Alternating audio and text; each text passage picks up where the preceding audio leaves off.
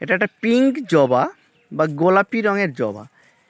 এটা এতটাই মিষ্টি কালার যেটা আমরা মুগ্ধ না হয়ে পারি না। এটা হচ্ছে সাদা জবা। সাদা জবা ঠাকুরের কাছে আমরা সবসময় দিয়ে থাকি, সাদা শ্বেত শুভ্র। হ্যাঁ, এখানে দেখছি অনেকগুলোই ফুটেছে। এর পাপড়ির একটা মঞ্জুরিটাও খুব সুন্দর লাগে। এটা লাল জবা। এটা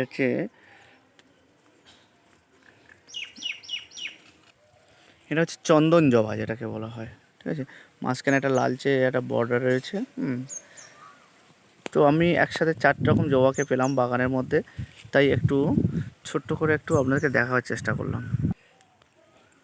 তো এখানে অরণ্যা 4 রকম ফুল এক জায়গায় করে দেখাবার চেষ্টা করছে।